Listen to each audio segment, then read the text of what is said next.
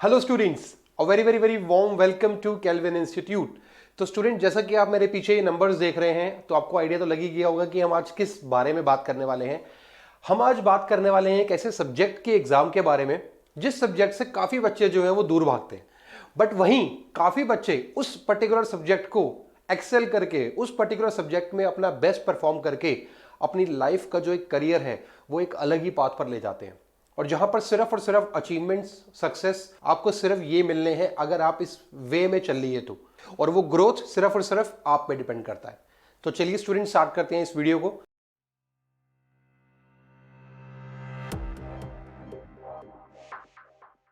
तो student, video start होने से पहले एक कोट पढ़ लेते हैं यार, हमारे ग्रेट इंडियन मैथमेटिशियन का, श्रीनिवास रामानुजन का। आप सबको पता है he is the great mathematician of India. An equation for me has no meaning unless it expresses a thought of God. मतलब इक्वेशन उनके लिए कुछ भी नहीं है, उनके लिए कोई मीनिंग नहीं रखता जब तक उनको गॉड का ध्यान ना आ जाए। जैसे हम लोग इसको एज अ फनी वे में लेके जाते हैं कि भैया नानी याद आ जाए, भगवान याद आ जाए, इतनी मुश्किल से इक्वेशन होती है। तो जो श्रीनिवास है वो कुछ और ही सोचते थे यार, वो ये सोचते थे कि इक्वेशन ऐसी होनी चाहिए जिसको सॉल्व करने में इतना बढ़िया मजा आए कि आपको भगवान याद आ जाए। आपके ऊपर एक ब्लेसिंग है जो आपको हमेशा आपको सस्टेन करने के लिए, आपको एक ग्रेट लीडर बनने के लिए मोटिवेट करती है। तो इसी कोट के साथ स्टार्ट करते हैं हमारा आज का ये वीडियो। सबसे पहले मैं आपको बता दूं कि इस वीडियो के पूरे ओवरव्यू में होने क्या क्या वाला है। तो सबसे पहले हम बात करेंगे यहां पर स्टेजेस ऑफ आईएमओ की, जो इंटरनेशनल मैथ्स ओलंपियाड है, इसके बारे में आज हम बात करने वाले हैं। साथ ही साथ इसको किस तरीके से एनरोल किया जा सकता है, कैसे आप रजिस्टर कर सकते हैं, साथ में एग्जाम की जो डिटेल्स हैं वो क्या होंगे, रजिस्ट्रेशन डिटेल्स क्या होंगी, और बाद में बात करेंगे इसके रिजल्ट और कट ऑफ के बारे में कि कितने मार्क्स आपको मिनिमम चाहिए होते हैं इस एग्जाम को क्वालिफाई करने के लिए। तो स्टूडेंट, सबसे पहले मैं आपको आज बता दूं इनके स्टेजेस के बारे में। सबसे पहला स्टेज जो आएगा स्टूडेंट वो होता है प्री आरएमओ, ठीक है, प्री रीजनल मैथ ओलंपियाड। ये आपके रीजनल्स में होता है, अलग अलग स्कूल्स के एरियाज में होता है, आपके स्कूल लेवल पे होता है। इसके बाद हम स्टेज 2 की अगर बात करेंगे तो ये आएगा आरएमओ, रीजनल मैथ्स ओलंपियाड। इसका डिस्क्रिप्टिव क्वेश्चंस आते हैं और जो पहले था उसमें 1 और 2 इंटीजर के क्वेश्चंस आते हैं, ठीक है, मतलब एमसीक्यू। थर्ड स्टेज की अगर बात करें दोस्तों तो यहां पर आपका थर्ड स्टेज आ जाता है INMO, which is Indian national mathematic olympiads, ठीक है। ये जस्ट उसका सेकंड स्टेज का थर्ड स्टेज है। मैं इसको थोड़ा सा क्विकली जाऊंगा क्योंकि हम लोग आज बहुत इंपॉर्टेंट बात करने वाले हैं। अगर मैं स्टेज 4 की बात करूं दोस्तों तो स्टेज 4 आ जाता है आईएमओ ट्रेनिंग कैंप। जी हां, जैसे ही आप आईएनएमओ क्वालिफाइड करते हैं तो आपको स्पेशल ट्रेनिंग के लिए भेजा जाता है, स्पेशल ट्रेनिंग कैंप दिया जाता है जहां पे आपकी प्रॉब्लम सॉल्विंग सेशंस होते हैं और आपको यह समझ आता है कि किस तरीके से जो प्रॉब्लम्स हैं उनको किस तरीके से सॉल्व करा जा सकता है, और वहीं से आपकी जो स्पीडिंग है वो बढ़ती है मैथ्स को लेकर। फिर आपका पीडीसी आ जाता है, which is pre departure camp. जो आपका प्री डिपार्चर कैंप होता है ये आपको जो एचबीसीएससी है वो अरेंज करता है। अगर इसके अलावा जो स्टेज 5 के बाद हमारी बात करेंगे स्टेज 6 में, which is finally international Olympiads, ठीक है। तो ये जो इंटरनेशनल ओलंपियाड्स है ये आप एक तरह का ये मान के चलिए कि जैसे हमारे स्पोर्ट्स में ओलंपिक्स होता है, ठीक है, आप इसको एकेडमिक्स का ओलंपिक्स मान लीजिए कि पूरी कंट्री से, पूरी देशों, सारे दुनिया के देशों से, अलग अलग कंट्रीज से धुरंधर आते हैं मैथ्स के। जिस तरीके से एथलीट्स आते हैं, फुटबॉलर्स जाते हैं, क्रिकेटर्स जाते हैं, इस तरीके से ये पूरा का पूरा एकेडमिक्स का ओलंपिक्स है जिसे हम ओलंपियाड कह रहे हैं, इंटरनेशनल मैथ्स ओलंपियाड। जहां पे जो भी स्टूडेंट, जिन भी स्टूडेंट का सपना है, एक अंदर से पैशन से, एक जुनून है कि भैया मैथ्स में कुछ करना है, तो ये उनके लिए इंटरनेशनल मैथ्स ओलंपियाड होता है। सबसे बड़ा प्राइड भाई इस एग्जाम का ये है कि अगर आपने इस एग्जाम को क्वालिफाई करते हो तो भैया आपको इंडिया को रिप्रेजेंट करने का मौका मिलता है। और जब आप इंडिया को रिप्रेजेंट करते हो यार एज एन दिस स्टेज, मतलब इतनी अर्ली स्टेज पे जहां पर आप सिर्फ 8वीं 9वीं 10वीं 11वीं 12वीं क्लास में हो, वहां पर यार अगर आप इंडिया को रिप्रेजेंट कर पाते हो तो आपके लिए एक मोटिवेशन की फीलिंग अलग सी होती है और आपको एक प्राइड होता है पूरे देश को आपके ऊपर भी और आपको भी कि आपने कितनी अपने ऊपर मेहनत करी है। तो स्टूडेंट, ये सबसे बड़ा प्राइड है यार इस एग्जाम को देने का। Apart from this there are so many things, मतलब एक अलग लेवल पे जैसे कि आपको आईआईटी में इस पे काफी अच्छा हेल्प मिल जाता है यार, केवीपीवाई के लिए काफी अच्छा आपको हेल्प मिलता है। आप जब एक इंटरनेशनल ओलंपियाड्स देते हो तो ये जो आईआईटी है, जो नीट है, जो जी है, ये सब एग्जाम्स आपको बहुत ज्यादा मतलब आप ये समझिए तंग नहीं करते हैं, ठीक है, क्योंकि आपने इतनी ज्यादा डेवलप कर ली है वहां पर आईएमओ को एग्जाम देते देते। जो प्रॉब्लम सॉल्विंग टेक्निक्स हैं, आपकी जो एप्टीट्यूड टेस्ट है वो इतना ज्यादा बढ़िया बन जाता है, आपका मेंटल एबिलिटी जो है वो बहुत ज्यादा स्ट्रांग हो जाता है। तो स्टूडेंट, अब हम आपको मैं बता दूं एक चीज कि अभी तक ये जो 6 स्टेजेस मैंने आपको बताई, ये 6 स्टेजेस का रन आउट हो रहा था, ठीक है, अभी तक। बट आपको पता है कोविड-19 के कारण बहुत सारे रीजन्स जो है वो एग्जाम्स कंडक्ट नहीं करा पाते हैं। तो यहां पर क्या हुआ कि इस पर्टिकुलर साल से ड्यू टू कोविड-19 जो नेशनल ओलंपियाड प्रोग्राम है, ठीक है, जो नेशनल ओलंपियाड प्रोग्राम है, ये IMO 2021 and European girl mathematic olympiad. अब ये क्या है भाई, ये देखो, जैसे IMO होता है, आप इसको मान के चलिए सेम वो ये है IGMO, बट ये जो EGMO है ये सिर्फ और सिर्फ गर्ल्स के लिए होता है, ठीक है। यहां पर आपको सिर्फ गर्ल्स कैंडिडेट ही पार्टिसिपेट कर सकते हैं।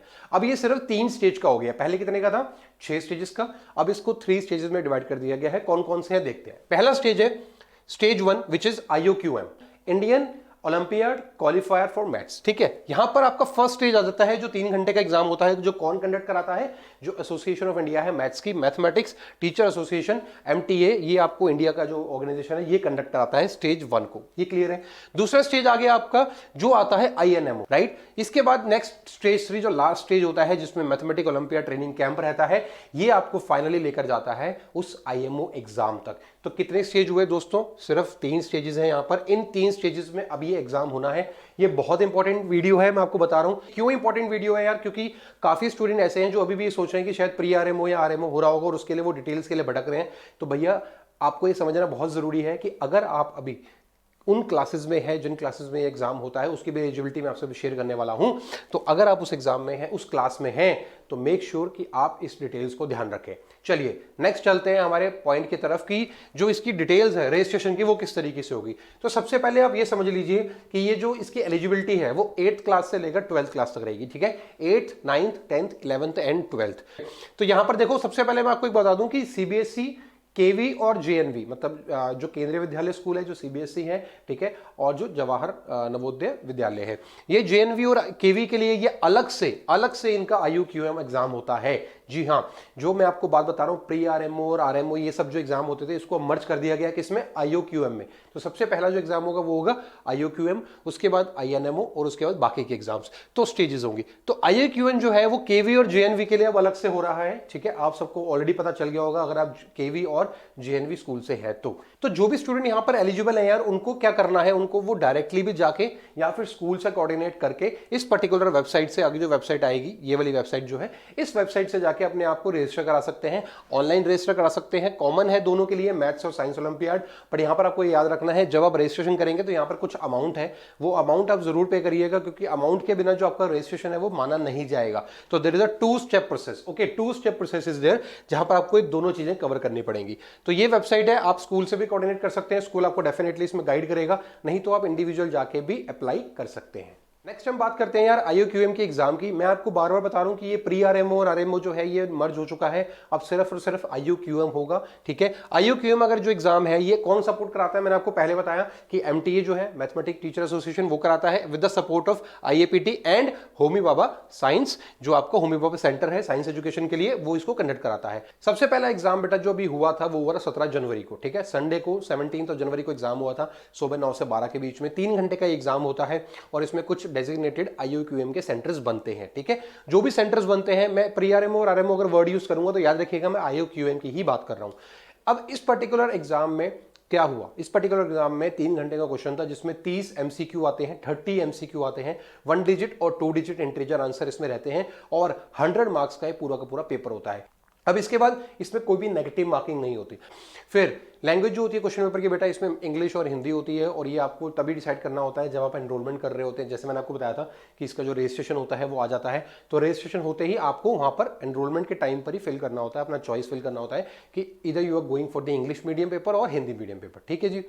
अब बात करते हैं हमारे मेन कट ऑफ के बारे में। अब देखो यहां पर region wise cut off word use किया हुआ है, रीजन वाइज कट ऑफ। अब ये रीजन क्या है बेटा, देखो टोटल रीजन्स हैं दे आर 29 रीजन्स को यहाँ पे डिवाइड किया गया। मतलब ये है कि जितने भी स्टेट्स हैं उन सबको रीजन वाइज डिवाइड किया गया है। जैसे मान के चलिए दिल्ली के आसपास के जो एरिया हैं, जैसे दिल्ली, हरियाणा, राजस्थान, यूपी, इन चारों को एक रीजन मान लिया गया है। मैं आपको वो वाली लिस्ट भी अभी दिखाता हूँ। ये देखिए स्टूडेंट, जैसा मैंने आपको बताया था कि दिल्ली को एक रीजन माना गया है, ठीक है, दिल्ली को एक रीजन माना गया, आप देख सकते हैं यहाँ पे, ये देखिए ये एक रीजन है, ठीक है, जिसमें दिल्ली, हरियाणा, राजस्थान और उत्तर प्रदेश के कुछ ही एरियाज यहाँ पर इंक्लूड किए गए हैं, जैसे जो नियर बाई एरियाज हैं, बुलंदशहर हो गया, बागपत हो गया, गौतम बुद्ध नगर जो नोएडा, गाजियाबाद, हापुड़, मेरठ, मुजफ्फरनगर और शामली, ये एरियाज जो है यहाँ पर कंसीडर किए गए हैं किसमें, पहले रीजन में। फिर सेकंड रीजन है पूरा का पूरा all over rest of the UP. उसके बाद जैसे थर्ड है उत्तराखंड, फोर्थ चंडीगढ़, हिमाचल, पंजाब, हरियाणा, तो इसको एक ही में बांट दिया गया, ठीक है। तो इस तरीके के रीजन्स को ऑलरेडी डिसाइड किया होता है, जो मैनेजमेंट एसोसिएशन होता है वो ऑलरेडी डिसाइड करके रखता है, ठीक है स्टूडेंट। तो ये आपको क्लियर हो गया कि 29 रीजन किस तरीके से वहां पर बनाए हुए हैं, ठीक है। तो आपका जो भी रीजन होगा वो आपको बहुत इजीली पता चल जाता है। अब बात करते हैं यहां पर कट ऑफ डिवीजन की। जो कट ऑफ होती है, जो पेपर की कट ऑफ होती है, वो किस किस पार्ट में डिवाइड होती है और किस तरीके से आपको पता चल सकता है कि कट ऑफ कैसी कैसी होती है। तो देखो, सबसे पहला जो कट ऑफ होता है बेटा, वो होता है क्लास 8 से लेकर 11th के बच्चों के लिए। मतलब जो भी स्टूडेंट क्लास 8 से लेकर 11th के एग्जाम के लिए हैं, उन बच्चों की कट ऑफ अलग निकलती है। क्लास 12th के जो बच्चे हैं उनकी कट ऑफ अलग निकलती है, एंड जो गर्ल्स कोटा है उसकी कट ऑफ अलग निकलती है। अब आप ये कहेंगे कि सर ये जो तीनों कैटेगरी है, क्या इसका एग्जाम भी अलग अलग आता है? मतलब जो 8th क्लास का बच्चा है वो 12th क्लास का बच्चा जो होगा उसका सेम पेपर आएगा क्या? हाँ जी, बिल्कुल सेम पेपर आएगा बेटा। तभी मैंने आपको बोला कि ये इस तरीके का एग्जाम है यार कि 8th वाला बच्चा भी, और ये होता है 8th 9th वाला बच्चा भी 12th से बेटर प्रिपेयर कर सकता है और 12th से बेटर परफॉर्म भी करता है। अगर आप पिछले रिजल्ट चेक करोगे, वेबसाइट पे बहुत सारे रिजल्ट अवेलेबल हैं, आप वहां चेक करोगे तो वहां आपको पता चलेगा कि 8th 9th वाला बच्चा जो है वो इस साल कंपीट कर रहा है 12th वाले से, और 12th वाले से बेटर मार्क्स लेकर आ रहा है, ठीक है। तो यहां पर आपको यार ये सारी चीजें ध्यान रखनी होती है, ठीक है। इसका सिलेबस होता है, प्रॉपर प्रिस्क्राइब सिलेबस होता है, वो प्रिस्क्राइब सिलेबस आपको वेबसाइट पे अवेलेबल मिल जाएगा, ठीक है। बहुत सारे टॉपिक्स होते हैं, कैलकुलस, अलजेब्रा, ये सब चीजें ऐसी होती हैं जो एक एडवांस लेवल की कैलकुलेशंस, एडवांस लेवल की डिग्रीज होती हैं। तो इसको अगर आप प्रिपेयर अच्छे से करते हो तो डेफिनेटली आप प्रिपेयर कर सकते हो और आप इस एग्जाम को क्वालिफाई कर सकते हो। कट ऑफ डिवीजन मैंने आपको बता दिया क्लास 11, क्लास 12 और गर्ल्स कोटा का। अब यहां पर ये देख लेते हैं कि रीजन वाइज जैसे अगर मैं दिल्ली में हूं और मैं क्लास 9th में हूं तो मेरे लिए कट ऑफ क्या रहेगी, अगर मैं 12th में हूं तो मेरे लिए कट ऑफ क्या रहेगी। आपको मैंने बताया था कि कितने मार्क्स का पेपर होता है, 100 मार्क्स का। तो आइए चेक करते हैं कि क्या कट ऑफ रहने वाली है हर एक स्टेट की और रहती क्या है। जैसे इस साल की जो कट ऑफ है वो क्या रही, जिससे आपको एक आइडिया लग जाएगा कि अगर मैं एग्जाम देना जा रहा हूं तो मेरे को कितने मार्क्स चाहिए, ठीक है।